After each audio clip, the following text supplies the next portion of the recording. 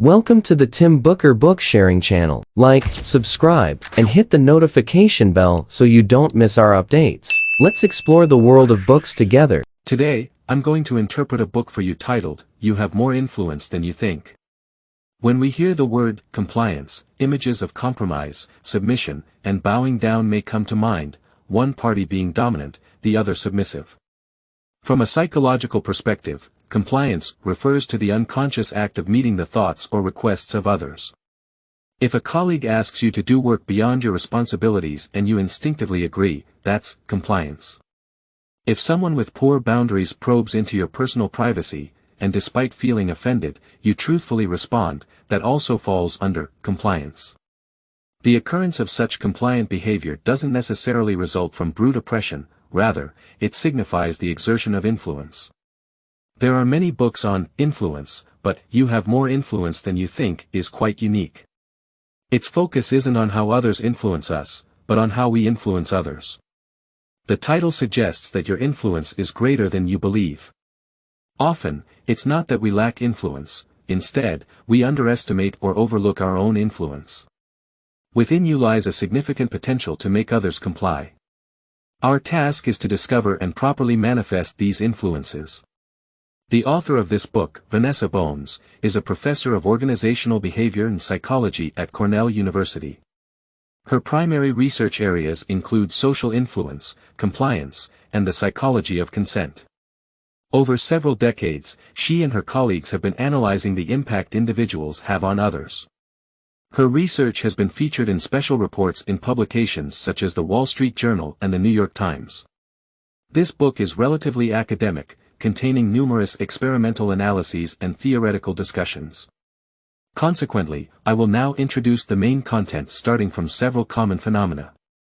In the first part, we will discuss two topics: should I accept an invitation, and should I speak up? We'll explore why we tend to underestimate our influence and how to correctly exert it. In the second part, we'll raise the complexity level and delve into more intricate but common situations, such as scenarios involving seeking help and being sought for help. In these situations, it's not just one party exerting influence, but multiple. When influences intertwine and interact, how can we achieve our intended goals? Part 1. Let's start by examining the first phenomenon of underestimating one's influence, to attend or not to attend upon receiving an invitation. In life or the workplace, we often receive invitations. The dilemma arises, should we attend? For instance, a friend invites you to a wedding or a gathering. Although you know each other, you may not be very close. You might think that attending or not won't make a significant difference for your friend, perhaps it's just a polite gesture, and declining might be the more modest choice. Similarly, in the workplace, there are frequent meetings and events where voluntary participation is encouraged for suggesting improvements. You may consider yourself unimportant and attending won't change much. You might just be an inconspicuous spectator, so why bother? There are various reasons for hesitation, but it's crucial to note that worrying or hesitating because you feel you are not important enough, and that your attendance won't matter, is unfounded. If you find yourself in this situation, the author suggests that instead of hesitating, it's better to make an appearance. Why does the author recommend this? She believes that one significant reason people hesitate and underestimate their influence is due to undervaluing the attention others pay to them. Many may think that everyone is busy with their own lives, and who would bother paying attention to what others are doing? Surprisingly, research has shown that individuals often overestimate their invisibility. In a study, students were interviewed in a bustling campus restaurant. They were asked whether they paid attention to others and how many people they believed paid attention to them. The results revealed that participants who observed others exceeded those who believed they were observed by 67%. This implies that while most people happily observe others, they consistently perceive themselves as inconspicuous, thinking that others are less likely to notice them. Despite feeling like wearing an invisibility cloak, the truth is that more people are paying attention to us than we imagine. You might be thinking, oh no, does that mean everyone has discovered embarrassing things I've done in the past? Not to worry, the book mentions that when we feel uncomfortable, such as having clothes on backward or a ruined hairstyle, we tend to overestimate others' attention. However, in routine situations, we often underestimate how much others notice us. Next time you are in a crowd, pay attention to how you unconsciously observe people around you. It's hard not to focus when a living being appears in your line of sight. Additionally, psychologist Gary Steinbach found that when people know or believe someone is evaluating them on a matter, the brain becomes more engaged. For example, if someone invites you to watch a movie, and there is minimal communication during the movie, their mind might be buzzing with thoughts. Friends sitting beside you might pay more attention to the film, remember more details, and even observe your reactions to guess what you're thinking. Do you like the recommended movie? Are you finding it boring? In these situations, people are actively trying to understand your perspective. Reflecting on your own experiences, you might realize that similar psychological processes occur when you share food or videos with others. The above scenarios illustrate the impact we have on others without verbal and physical communication. Even in such situations, our influence is considerable. Now, when someone communicates with us, what kind of impact do we have on them? In psychology, there's a phenomenon called the listener adjustment effect. It suggests that people unconsciously adjust the information they convey or the way they express it for various reasons. For instance, in the comedy world, there's a saying, "Open up the punchline," which means adjusting the performance based on the audience's diverse aesthetic tastes and reactions to jokes. This is a classic example of the listener adjustment effect. In daily life, you may notice that people feel more comfortable expressing different opinions in front of familiar friends, but in the presence of strangers or when unsure of the other person's thoughts, they tend to restrain themselves. Understanding the above content allows us to comprehend the author's statement that our mere existence holds power, capable of changing others' thoughts, feelings, and actions. Therefore, just by being present, even without saying a word, you can exert significant influence on others. Next time you hesitate to participate in an activity, it might be worthwhile to show up. The second phenomenon of underestimating one's influence is to speak or not to speak. Sometimes, when we have something to say, we may hesitate to express ourselves, becoming cautious and fearing saying the wrong or irrelevant things. We worry about being disliked, and concerned that others will scrutinize every word we say. Consequently, we carefully choose our words or remain silent. If you find yourself in such a situation, the author suggests expressing your thoughts. Even if your words are stuttered or awkward, it's okay. Why is that? This brings us to another crucial reason for underestimating our influence, underestimating how much others like us. Often, our influence depends on how much others like us. Consider this: if someone you admire recommends a book, you're likely to buy and read it. However, if the same book is recommended by someone you don't particularly like, you might be indifferent. We understand this concept, but the problem lies in our ability to judge how much others like us. Researchers invited pairs of unfamiliar participants to engage in a 5-minute conversation. Afterward, each participant filled out a questionnaire, indicating their level of liking for the other person and estimating how much the other person liked them. The results showed that, in most cases, participants believed the other person was more likable by 12.5%. Furthermore, underestimating how much others like us can lead to thinking that others will scrutinize our words and be unwilling to listen to what we have to say. This can result in being overly cautious when expressing opinions or avoiding speaking altogether. However, the book argues that people generally don't pay attention to every word we say. Some statements are not registered or remembered because, in general, people prefer the most effortless and efficient way to understand what others are saying. According to researchers, when people listen to someone speaking, they usually remember only about 10% of the content. What they recall is the general meaning rather than specific details.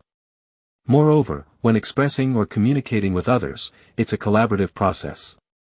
It involves a tacit agreement to presume that what others say is truthful and correct initially, only later scrutinizing parts that seem less genuine. However, debunking is not easy and requires significant effort. Therefore, if your words don't contain glaring factual errors, people generally won't expend extra energy finding faults. Even if there are disagreements at times, the probability of such occurrences is much smaller than imagined. Hence, as long as you express your thoughts calmly and sincerely, people are generally willing to believe you and accept what you say.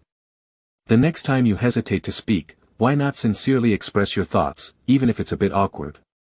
Part 2, the two phenomena discussed earlier mainly analyzed why individuals underestimate their influence from their own perspectives and how to leverage their influence.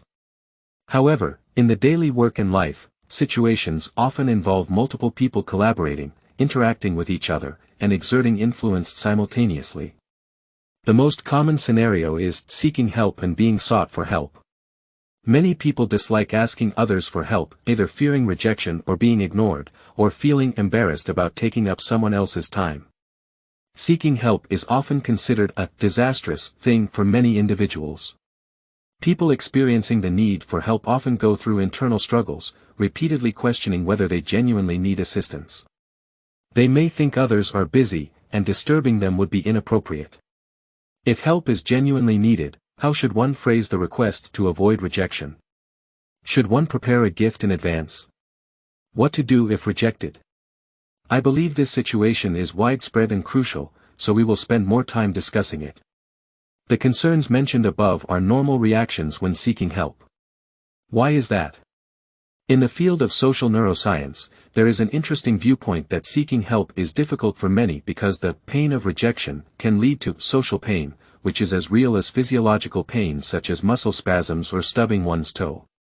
To avoid this pain, people tend to avoid seeking help, as it is a form of self-protection. However, there are times when we genuinely need others' help. To increase the success rate of seeking help, we may adopt some auxiliary behaviors, such as apologizing before asking for help. Adding a statement like, "I sincerely apologize for making this request, but I really need your help this time," may sound harmless, but it can easily make others feel obligated to help, as if they are helping reluctantly because you apologized. Moreover, apologizing can create a sense of distance, especially among colleagues in the workplace who often need each other's help. Seeking help with an apologetic tone may give the impression of additional assistance, not something within one's expected responsibilities. Otherwise, why would you need to apologize? This not only fails to increase the success rate of seeking help but also reduces the likelihood of others offering assistance. Another common behavior is downplaying the need for help. A frequently used strategy when seeking help is to describe our needs as trivial, requiring minimal effort from others. Phrases like, "Could you please take these contracts to the client? It's on your way home," or, "Can you help me fix this image? It's simple and won't take more than 5 minutes," may appear to increase the success rate of seeking help, but in reality, it diminishes the helper's sense of accomplishment. In addition to these behaviors, there are other ways, such as always wanting to give something in return when seeking help. However, these are considered by the author as unnecessary behaviors when seeking help.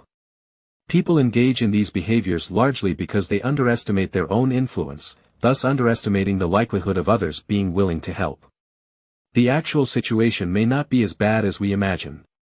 The author conducted an experiment where participants were asked to approach strangers for various favors, such as filling out surveys, making charitable donations, borrowing a phone, or even counting beans in a jar. Before departing, participants were asked to estimate how many strangers would agree to their requests. The actual number of people agreeing to the requests was twice the participants' expectations. In other words, if the task was to complete 5 surveys, participants expected around 20 people to be needed, but in reality, only asking 10 people would suffice. Moreover, even for requests that seemed less legitimate, such as asking for help with a prank, the probability of people agreeing exceeded expectations. Why do people seeking help significantly underestimate the likelihood of receiving assistance? In addition to the seeker's lack of awareness of their influence, many people fail to realize that saying no is challenging for others. Refusing a request directly is an embarrassing situation. To avoid this embarrassment, people will go to great lengths to prevent it, even at any cost. For example, in the United States, about 5,000 people die each year because they choke on food, partially because they did not seek help promptly when experiencing difficulties while dining with others. They got up and left the table instead because they were afraid of embarrassment and losing face. Although saying no can be challenging at times, people may genuinely say yes, because helping with small favors has positive aspects that make individuals feel good about themselves. While you have thrown the problem to others, you have also given them an opportunity to feel good about themselves. After helping, people often remember not the reluctance when agreeing to the request but rather that they assisted someone in a difficult situation. People tend to believe that what they do depends on the kind of person they are and what moral principles they believe in. However, this causal relationship can be reversed. In other words, we can have an action first and then judge our attitude toward it based on that action. For example, donating money to a charity is sometimes a result of being pushed into that position by someone else, putting you in a position to donate. But after the actual donation, you probably think of yourself as a good person and see the act of donating as something meaningful. Therefore, if we can feel our own value and significance through helping others, people are willing to help.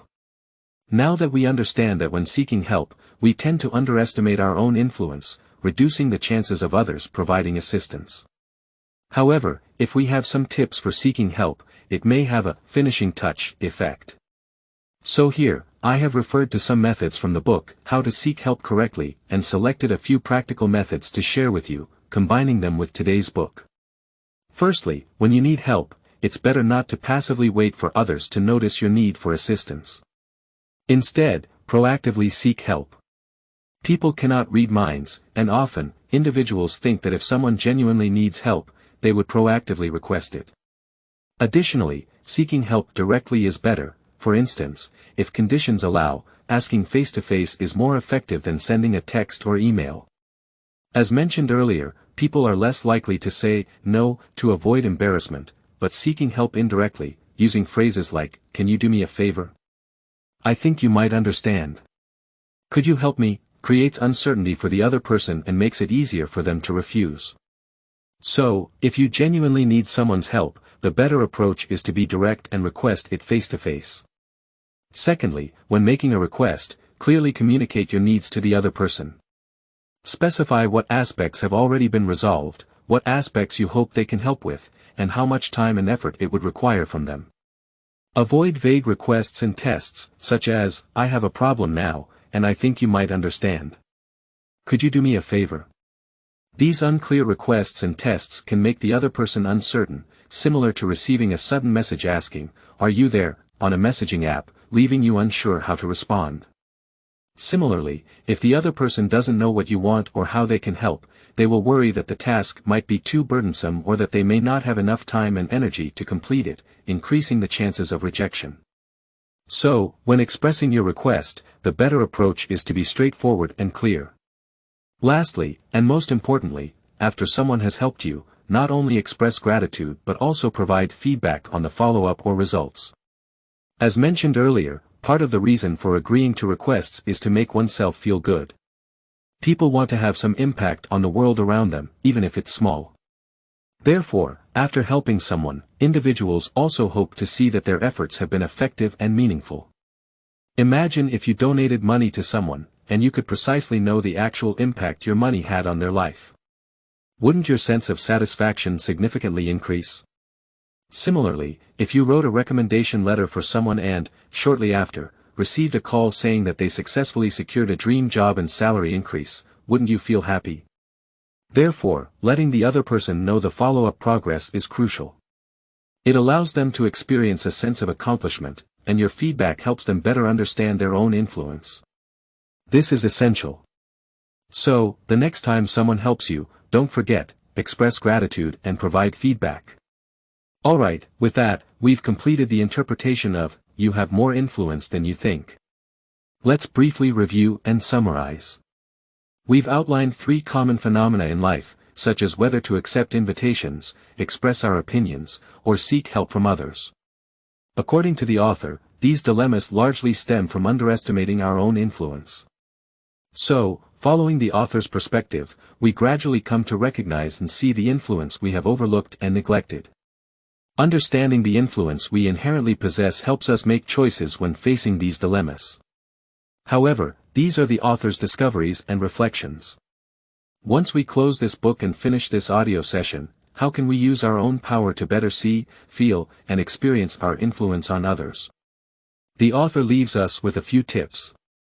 Firstly, how do we see our influence on others? This requires stepping out of our own perspective. When we look outward from our own viewpoint, what we can't see is ourselves. In other words, only when you use a third-person perspective are you more likely to place your actions in the broader context and consider how you might impact those around you. Secondly, how do we feel our influence on others? This requires entering others' perspectives, practicing empathy. Of course, merely standing in the other person's shoes makes it challenging to accurately understand the world as they see it. Therefore, directly asking for their thoughts and feelings may provide more accurate information. Lastly, how do we experience our influence on others? This requires reaching out, making requests to others, offering praise, or publicly expressing our opinions. Then, reflecting on these experiences helps us better discern our own influence. As we diligently go through each day, wholeheartedly focusing on our tasks, we unknowingly leave behind a series of imprints, influencing various people who pass through our lives daily. While busy cultivating and moving forward, it's worth occasionally pausing, looking back at the imprints we've left, and sensing and experiencing the impact we've had on others. From this, you might become more courageous in expressing your thoughts directly, seeking help from others. However, at the same time, occasional self-reflection is necessary to control the scope and intensity of our influence, treating this influence with a responsible attitude to avoid unintended mistakes. With this reflection in mind, we can continue moving forward. Alright, that concludes the essence of this book. Please subscribe to the Tim Booker channel, like, and share this valuable knowledge with your friends. Let's combine wisdom and practice, achieve our financial goals, and create a better future together. Thank you, everyone, goodbye.